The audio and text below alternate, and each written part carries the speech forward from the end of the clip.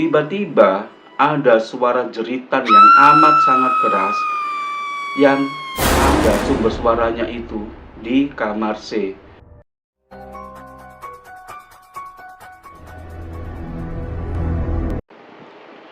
Halo guys, dengan Ardian Prihadi di sini. Seperti biasanya ya, hari ini saya akan memberikan asupan cerita misteri buat kalian semuanya.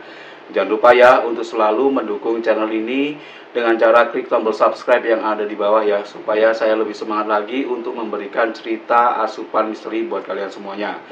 Dan untuk edisi kali ini saya akan memberikan asupan cerita misteri kalian dengan judul Siapa Penghuni Kamar Sebelah. Tonton videonya sampai habis ya. Dikisahkan ada 4 orang sahabat, yaitu Yoga, Ulum, Imam, dan juga Muji. Mereka berempat ini bersahabat sudah puluhan tahun, dari mereka sekolah hingga mereka mempunyai keluarga sendiri-sendiri. Singkat cerita, Yoga mengalami kecelakaan dan harus dilarikan ke rumah sakit. Kemudian tentunya sebagai sahabat, mereka bertiga yaitu si Ulum, si Imam, dan juga si Muji merencanakan untuk menjenguk sahabatnya di rumah sakit. Mereka pun sepakat untuk berangkat sama-sama satu mobil menuju ke rumah sakit di mana Yoga dirawat. Setelah sesampainya di rumah sakit, si Ulum, si Imam, dan si Muji mendapati Yoga sudah ditemani dengan saudaranya yang kebetulan dari pagi sudah menjaga si Yoga. Kemudian si Imam pun bilang kepada saudaranya, ya udah dek, kalian pulang saja biar kami yang menunggu Om Yoga. Kebetulan kami juga rencananya mau tidur di sini untuk malam ini. Akhirnya saudaranya Yoga pun mengiyakan permintaan dari si Imam, si Muji, dan juga si Ulum. Ya udah deh Om, kalau gitu biar kita pulang aja, karena memang kebetulan malam ini juga kita lagi ada kuliah. Ya sudah, kalian pergi aja, biar Om Yoga kita yang tungguin, kita yang jagain. Ya udah deh Om, terima kasih kalau gitu. Buat keterangan aja ya teman-teman, bahwa si Yoga ini dirawat di salah satu rumah sakit termahal di Surabaya. Kebetulan dia juga mengambil kamar VIP ya. Dan di lantai 2 di kamar VIP itu kebetulan di satu lantai itu, satu floor itu cuma ada 5 kamar. Kebetulan kamar yang sudah terisi 3. Kita namakan aja kamarnya kamar A, B, C, D, dan juga E ya teman-teman, biar nggak bingung. Jadi kamar A sudah terisi, kamar B, kamar C kosong, kamar D dan E juga sudah terisi.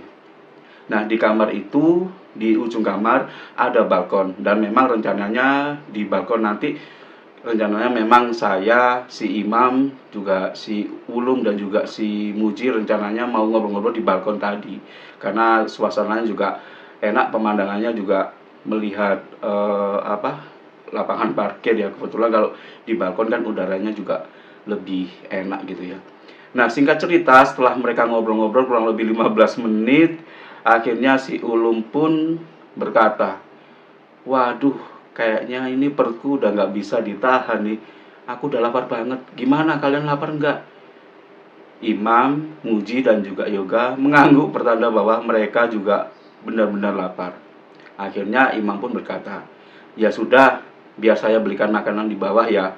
Kalian tunggu aja di sini. Saya nitip anak saya ya. Jangan sampai dia ikut saya. Toh juga cuma sebentar. Ya udah deh Mam, kamu pergi aja beli makanan di bawah. Akhirnya si Imam pun berangkat membeli makanan ke bawah. Kemudian anaknya si Imam tiba-tiba merengek minta ikut. Dan akhirnya anaknya si Imam lari menjemput ayahnya, dan rencananya ikut membeli makanan. Ya udah, dipikir si Yoga, si Ulum, dan juga si Muji, biarin aja deh, biar ikut sama bapaknya. Setelah itu, setelah sekian lama menunggu, akhirnya Imam pun datang ke kamarnya Yoga dan membawa 4 bungkus nasi goreng. Kemudian Yoga berkata, ini nasi gorengnya pedas enggak? Kalau misalnya pedas aku nggak mau loh Mam.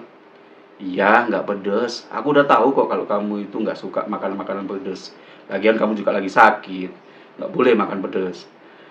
Akhirnya singkat cerita, imam pun ngobrol sama teman-teman dan dia tanya, "Loh, anak saya kemana? Tadi kan anak saya di sini."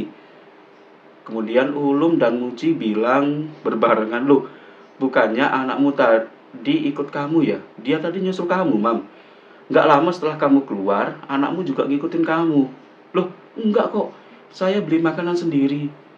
Anak saya nggak ikut. Kan tadi anak saya di sini sama kalian." Kemudian si Yoga, Ulum dan juga Muji saling memandang. Mereka tahu kok bahwa memang anaknya tadi setelah imam pergi, dia ngikutin imam gitu. Akhirnya ya udah kita cari sama-sama aja, kata si Ulum. Dan si Muji bilang, "Gimana sih Yok, kamu nggak apa-apa tak kalau misalnya ditinggal sendirian di kamar?"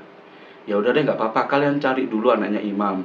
Barangkali di mana atau di mana gitu." Akhirnya Ulum, Yoga, dan juga Imam mencari anaknya Imam ke seluruh penjuru rumah sakit. Dan ternyata tidak ditemukan.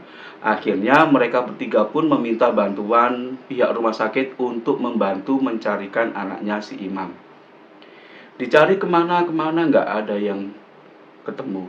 Tiba-tiba ada suara jeritan yang amat sangat keras yang ada sumber suaranya itu di kamar C. Seperti yang kalian ketahui bahwa kamar C itu tadi kosong ya teman-teman. Akhirnya mereka bertiga menoleh ke kamar C. Dan Imam bilang, "Itu suara anak saya. Saya sangat hafal dengan suara anak saya." Akhirnya mereka pun membuka pintu di kamar C. Dan ternyata pintunya ditutup, dikunci maksudnya. Pintunya dikunci dan nggak bisa dibuka. Mereka bertiga juga bingung. "Nah ini gimana biar kita bisa masuk?" Akhirnya si Muji bilang, "Gimana kalau kita lewat balkon aja yang di belakang tadi?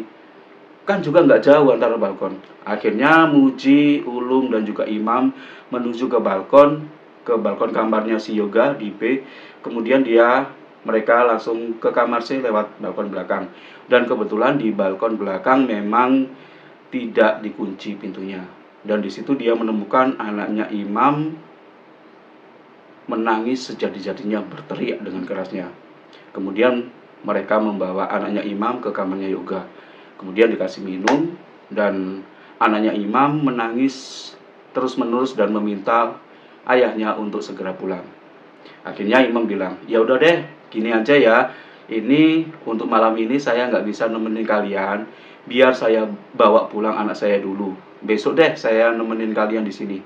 "Ya udah Mam, bawa aja anakmu. Kasihan juga sih. Kok kelihatannya dia ketakutan." Ya udah, akhirnya si Imam pun berangkat pulang dan meninggalkan mereka bertiga di kamar. Tidak seberapa lama, mereka bertiga juga saling memandang dan juga berpikiran, gimana ya caranya anaknya Imam bisa masuk ke kamar C? Padahal tadi kamarnya juga dikunci. Ya nggak tahu sih. Mereka bertiga bingung dan akhirnya si Ulum bilang, "Ya udah deh, nggak usah dipikirin. Yang penting anaknya Imam udah ketemu dan juga ditemukan dengan selamat. Ya udah, sekarang gini aja, biar saya yang jagain kamu dan kamu tidur aja dulu, nanti kita gantian." Ya udah. Singkat cerita, setelah beberapa lama si Ulum tidur dan si Muji menjaga Yoga, ada suara ketukan pintu di kamarnya Yoga. Tok tok tok tok gitu ya. Kemudian si Muji berpikiran, itu mungkin imam atau siapa. Akhirnya dia membuka pintu, kemudian dia melihat ada satu orang keluarga yang terdiri dari satu orang ayah, satu orang ibu, kemudian dua orang anak. Kemudian empat orang tadi bilang, "Pak, maaf, kita baru menghuni kamar sebelah. Ini kebetulan anak kita ada yang sakit." "Oh iya Pak, enggak apa-apa." "Ya udah Pak, saya cuma ngomong gitu aja. Kalau boleh, kalau misalnya Bapak tidak sibuk, boleh nggak kalau misalnya nanti kita ngobrol-ngobrol aja di balkon?" "Oh iya, enggak apa-apa Pak, kebetulan saya juga lagi nggak ada temen. Kalau misalnya Bapak mau ya nanti kita ngobrol di balkon." "Baik Pak, terima kasih." Akhirnya sekeluarga tadi masuk ke kamar C. Dalam hati si Muji, wah enak nih ada temennya, jadi biar nggak sepi gitu ya. Akhirnya singkat cerita si Muji mendatangi kamar C tadi.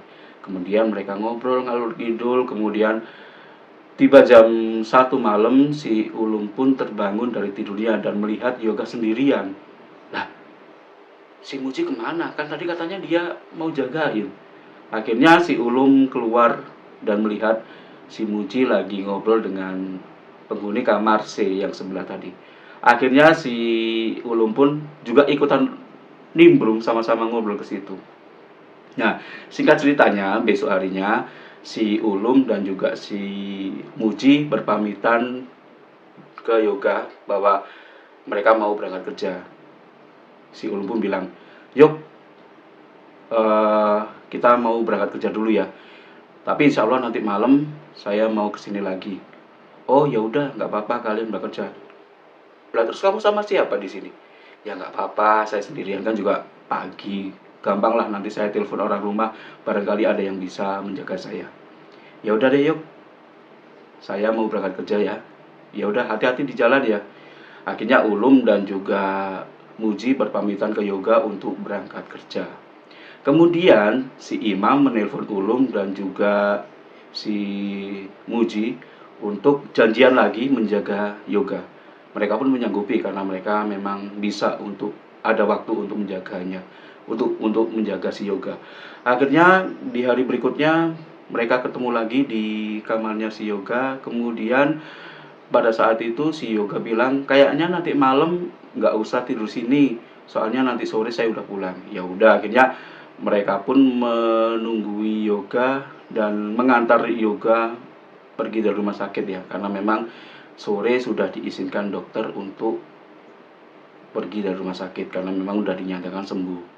Nah, singkat cerita ketika Ulum, Imam, Yoga dan juga Muji menyelesaikan administrasi di ruang admin, kemudian mata si Ulum memandangi whiteboard.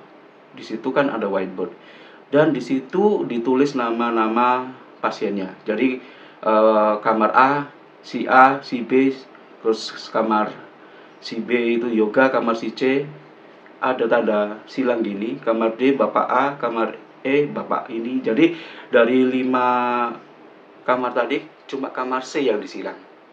Kemudian si Muji tanya, "Sus, kamar C disilang itu maksudnya apa?" "Loh, iya Pak, kamar C itu kosong, sudah 1 minggu kosong, karena memang lagi direnovasi." "Ah, yang bener, orang tadi malam saya sama si Muji lagi ngobrol sama pasien yang ada di kamar C." Suster pun menimpalinya dengan candaan, "Ah, Bapak bercanda. Orang kamar C itu kosong udah 1 minggu, Pak." "Loh, beneran, Sus. Tadi malam itu saya melihat dengan mata kepala sendiri di situ ada pasien dan kita ngobrol sama pasiennya kok. Kita ngobrol di situ ada satu keluarga, ada satu ayah, satu anak, 2 orang anak dan di kamarnya itu di tempat tidurnya ada satu anak." Kemudian susternya bilang bahwa kamar C itu dulu memang pernah ditempati oleh satu keluarga dan kebetulan mereka semuanya itu adalah korban kecelakaan yang tidak bisa diselamatkan. Jadi ceritanya dulu itu ada satu keluarga yang mengalami kecelakaan, kemudian dilarikan ke rumah sakit tersebut dan seluruh anggota keluarganya itu meninggal dunia. Kemudian Muji dan juga Ulum saling memandang dan gak percaya. Akhirnya mereka kembali lagi ke kamar C tadi dan di situ memang sedang ada tukang yang melakukan renovasi. Si Ulum dan si Muji saling berpandangan dan gak ngomong apa-apa. Ketika mereka pulang ada di dalam mobil baru ngomong tuh mereka, "Kalian beneran tadi malam ngobrol sama penghuni kamar C?" Kata si Yoga, karena Yoga kan tidur pada waktu itu. "Loh bener, saya sama Ulum ngobrol Yok, saya nggak bohong." Kemudian Imam menimpali, sebenarnya anaknya waktu itu bisa ke kamar C. Jadi waktu anaknya nyusul Imam, kemudian dipanggil sama ibu-ibu. dipanggil untuk diajak main dengan 2 orang anaknya. Kemudian anaknya Imam masuk ke kamar C, dan di situ setelah diajak main beberapa menit, kemudian lampunya mati dan keadaan ruangan C gelap gulita. Di situ baru anaknya Imam berteriak. Jadi seperti itu ya teman-teman, cerita misteri untuk edisi kali ini. Kurang lebihnya saya minta maaf, dan jangan lupa kalian tetap dukung terus channel ini dengan cara menekan tombol subscribe yang ada di bawah ya. Baik, akhir kata, wassalamualaikum warahmatullahi wabarakatuh.